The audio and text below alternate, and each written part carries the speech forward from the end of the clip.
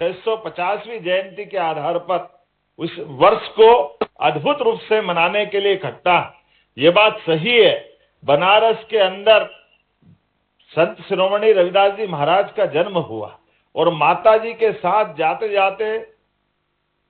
उस काल के अद्भुत संत शंकराचार्य जी के बाद अगर ये सभी समाजों को जोड़ने के लिए रामानंद जी महाराज ने जो काम किया, रामानंदाचार्य महाराज ने, वाकई वो अद्भुत था। बचपन की उस कठिनाई के दौर में एक बालक अपनी माँ का हाथ पकड़ के गंगा के किनारे जब वो आते जाते थे, उस आने जाने के क्रम में उस दौर में, आज तो फिर भी बहुत अनुकूल था, वो बहुत प्रतिकूल समय था दोनों तरह से। एक तरफ विधर्मी पता नहीं कितने प्रकार से धर्म के टुकड़े टुकड़े करना चाहते थे, अपने उस सारे दौर के अंदर तमाम प्रकार के हथकंडे लगा करके कैसे भी अपने धर्म को नष्ट भ्रष्ट करना चाहते थे। और जाने अनजाने समाज इतने भ्रम जाल में फंसा था कि वो उनके कुचक्र के बजाय अपने अंदर की लड़ाई, अपने अंदर की झंझटों में उलझा पड़ा हुआ था। इस षड्यंत्र को समझते हुए कि आपके धर्म को भ्रष्ट करते हुए लोग अपने धर्म की ताकत बढ़ाना चाहते हैं, लेकिन उस कठिनाई के दौर में जैसे हमारे लिए सौभाग्य की बात है, बनारस के उस पवित्र घाट के ऊपर संत रविदास जी महाराज ने कथा भागवत सुनते सुनते रामानंदाचार्य महाराज जी के प्रवचन के बलबूते पर छोटे बालक के नाते से दो धारा एक साथ बहती देखी। एक धारा तो भक्ति में डूबने की, जो माँ उस काल में अपने बच्चों को ले जाते हुए मन में अपने भावना के बलबूते पे हिंदू धर्म के संस्कार से बच्चे को अपने उस भाव के आधार पर परिचित करा रही, लेकिन आने जाने के क्रम में माँ तो अभ्यस्त है, लेकिन बालक उस कष्ट को देख रहा है, उसके मन में दुविधा है कि हम संत के प्रवचन सुनने जा रहे हैं, लेकिन कुछ लोग हमसे दूर क्यों हट रहे हैं, तो कुछ लोग हमसे अपने आप को बचा क्यों रहे। एक छोटे बालक के मन में ये आने वाले प्रश्न कई सारी शंका कुशंकाओं को जन्म देते हैं, लेकिन उस सारी बातों को महसूस करते करते जब बालक अपनी जीवन के क्रम को आगे ले जाता है, और ये बात सही है कि रामानंदाचार्य महाराज ने बाकी की वाकई ये एक ऐसा समय है जब परमात्मा लीला करता है तो वो उस लीला में वो सारी बातें डालता है जो एक दूसरे के लिए उस काल के लिए बड़ा कठिन जाता समझने का। बड़ी बड़ी सत्ताओं ने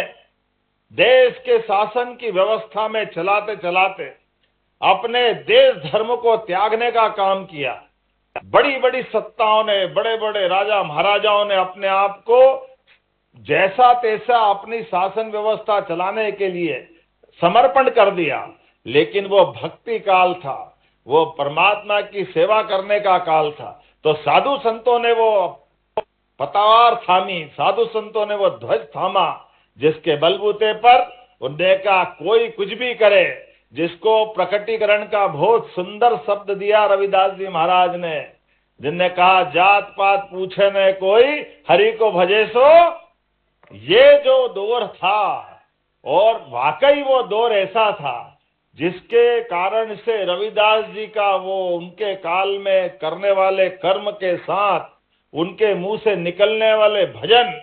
आज भी, और केवल वो नहीं, उनकी श्रीमती भी उतने आनंद के साथ भजन, उनके सारे पद दोहराने का। और उनके उसी क्रम में संत प्रेमानंद जी महाराज भी, उनके उस दौर के बहुत बड़े संत, लेकिन संत प्रेमानंद जी महाराज रविदास जी के उस कर्म की दुनिया के साथ के तालमेल के साक्षी बनते हैं। जो दो काम करते थे रविदास जी महाराज, एक अपने कर्म को भी नहीं भूलते और एक भक्ति भाव को भी नहीं भूलते। आज भी हमारी परमात्मा की दया से उस व्यवस्था को सीखने की जरूरत है, जिसमें वो रोज अपने कर्म के बलबूते पर एक जोड़ी अपने घर के लिए, एक जोड़ी अपने साधु संत की सेवा के लिए उनका क्रम चलता था। और उसी प्रेमानंद जी महाराज ने उनकी भक्ति भावना के बलबूते पर, जब वो खुद उनके पास 2 बार परीक्षा भी ली, वो प्रेमानंद जी महाराज आराम से उनके पास भजन जाके सुनने बैठ जाते हैं। और प्रेमानंद जी का नाम इतना बड़ा था, रविदास जी के गुरु के भी एक तरह से बहुत प्रखर शिष्य बाद में हमको मालूम रामानंदाचार्य महाराज को अगर प्रेमानंद जी महाराज ले जाके रविदास जी को उनके शिष्य बनाते हैं, उनका शिष्यत्व धारण करते, और उस समय के इतने बड़े संत के दीक्षित शिष्य रविदास जी महाराज, और जैसी पवित्र भाव से उनने भक्ति भावना के बलबूते पर दीक्षा ली, उसकी शिक्षा उनके जीवन काल में आई, जिसको अनूप जलोटा ने अपने शब्दों के माध्यम से जो भजन सुनाते हैं, प्रभु चंदन तुम पानी, जो क्या भजन गाया उनने, वाकई अनूप जलोटा के भजन से हम उस काल की रचना की, वो कालजयी रचना है। कदम कदम पर चंदन की बांस से लगाकर, चंदन की खुशबू से लगा करके, प्रभु जी तुम धागा हम मोती, और ये जो कल्पना की गई है, कदम कदम पे परमात्मा से अपने आप को जोड़ने का वो भजन बनाया, वाकई अद्भुत है। और ये उस काल के लिए भी और जोरदार है, जब राणा सांगा जिसकी तलवार के दम पर दुनिया अलग प्रकार से देखती, जिसका उल्लेख हमारे लाल सिंह जी ने कहा, दुष्यंत जी ने कहा, उनकी और उनकी पत्नी झालीबाई चित्तौड़ के अंदर जब बड़े पैमाने पे सामूहिक भोज का आयोजन करते हैं, और उस काल के अंदर भी रविदास जी के भाव को लेकर कई बार जो कष्ट होता है, लोगों ने कहा हम साथ में भोजन नहीं करेंगे, तो उन्होंने कहा कोई बात नहीं, रविदास जी बोलते इनको सूखा भोजन दे दो। ये हिंदू धर्म के प्रति सद्भावना है, हमको सबको जोड़ के चलना है। हमारे बीच ऐसी कई विसंगतियां आएगी, इन विसंगतियों से घबराना नहीं। हमारा मूल भाव, हम बचेंगे तो धर्म बचेगा, जब हम ही नहीं बचेंगे तो बचेगा क्या? इस बात को सबको लेके चलने की जरूरत है। आज के समय में सारी बातों के साथ ये जो जातिवाद का, छुआछूत का, अंदर का अपने मन का जो अहंकार है, इसको बाहर लाके एक साथ समरसता के लिए यशस्वी प्रधानमंत्री श्रीमान नरेंद्र मोदी जी का जोरदार अभिनंदन करें। हमारे लोकतंत्र के लिए वर्तमान में यशस्वी प्रधानमंत्री ने वापस उस भाव को जागृत करने के लिए इस अभियान की